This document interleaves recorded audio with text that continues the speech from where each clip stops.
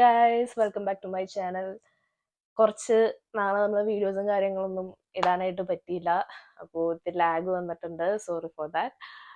അപ്പോൾ അത് കഴിഞ്ഞ് നമ്മളിപ്പോൾ ഒരു വീഡിയോ ഇടാന്ന് ഓർത്തു. ഇന്നത്തെ വീഡിയോ ഫിലിം റിവ്യൂ ആയിരിക്കും നമ്മൾ ചെയ്യണേ. ഫിലിം റിവ്യൂ ചെയ്യാൻ പോകുന്ന ഫിലിം എന്ന് പറയുന്നത് ആവേശമാണ്. ആവേശം ഇന്നലെ കാണാൻ പോയിട്ടുണ്ടായിരുന്നു. It's A nice movie. ഇത് നമ്മുടെ രോമാഞ്ചത്തിന്റെ ഡയറക്ടർ ആയിട്ടുള്ള ജിത്തുമാധവൻ തന്നെ റിട്ടേൺ ആൻഡ് ഡയറക്ടർ ബൈ ജിത്തുമാധവനാണ് ആവേശം ചെയ്തിരിക്കുന്നത്. പിന്നെ അതില് സിനിമാറ്റോഗ്രാഫി എന്ന് പറയുന്ന സമീർ താഹിറാണ്.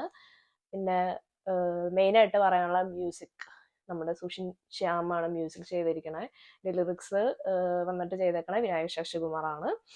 അപ്പോൾ മൊത്തത്തിൽ നോക്കിയിട്ടുണ്ടെങ്കിൽ ഒരു ഫൺ പാക്ഡ് ആക്ഷൻ മൂവിയാണ് ആവേശം എന്ന് പറയുന്നത്. പിന്നെ വേറൊരു ഇതിൽ പറയുകയാണെന്നുണ്ടെങ്കിൽ ഫഹദിന്റെ അഴിഞ്ഞാട്ടം, അതാണ് മെയിൻ ആയിട്ട് ആവേശത്തിലുള്ള. ഫഹദിന് വേണ്ടിയിട്ട് മാത്രം ക്രിയേറ്റ് ചെയ്തിരിക്കുന്ന ഒരു മൂവി ആയിട്ട് തോന്നി ആവേശം. അതുപോലെ പുള്ളിയുടെ വേറെ ലെവൽ ആക്ടിംഗ് ആണ് അതിലുള്ളത്.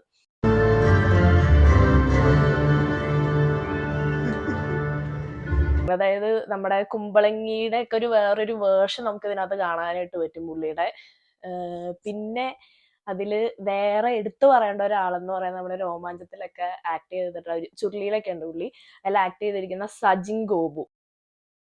എന്റെ പൊന്നോ, പുള്ളി ഒരു രക്ഷയില്ല.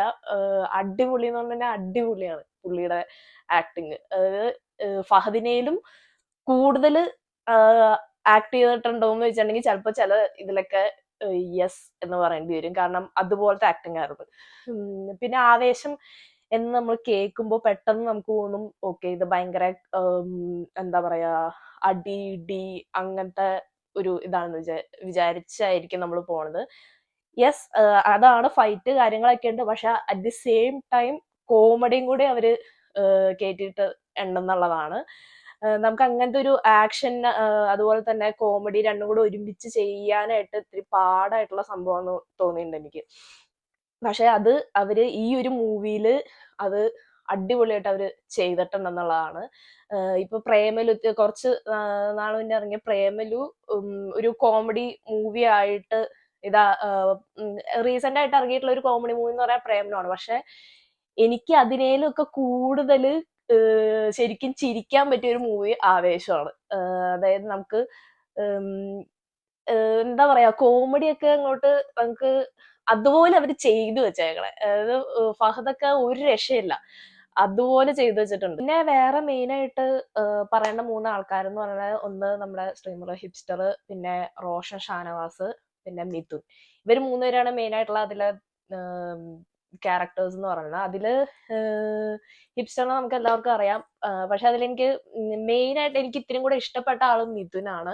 മിഥുൻ എനിക്ക് ഒന്നും കൂടെ ഇത്തിരി കൂടെ കയറി നിൽക്കാനായിട്ട് എനിക്ക് തോന്നി.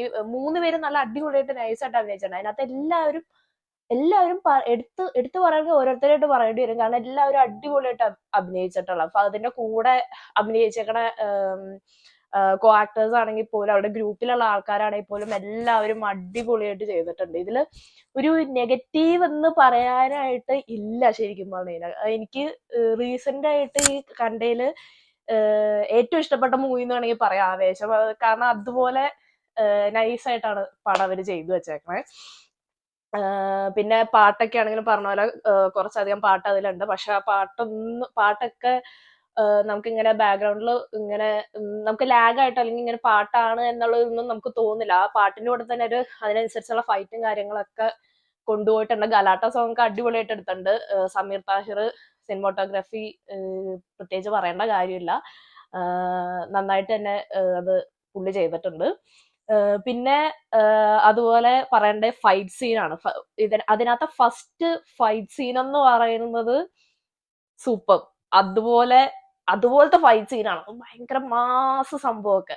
അപ്പോ അങ്ങനെ ഇതെന്താ പറയാ, ഇങ്ങനെ ഓരോന്ന് പറയുകയാണെന്നുണ്ടെങ്കിൽ ഇങ്ങനെ നീണ്ടു പോകും. അപ്പൊ ഇത് ഷോർട്ടാക്കി ഇടണ ഒരു റിവ്യൂ ആണ്. അപ്പോ